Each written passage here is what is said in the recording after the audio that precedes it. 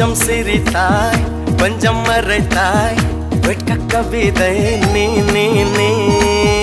கொஞ்சம் துடித்தாய் கொஞ்சம் நடித்தாய் இரட்டை பிறவி நீ நீ நீ அம்மா அம்மம்மா என் தாயோட்டும் பேசாத மௌனத்தை நீயே சொன்னாய் அப்பா அப்பப்பா நான் யாரோடும் பேசாத முத்தத்தை நீயே தந்தாய் 5 வயது பிள்ளை போலே அச்சச்சோ பிச்சத்தாலே கொஞ்சி கொஞ்சி என்னை கொண்டால் பருவாயில்லை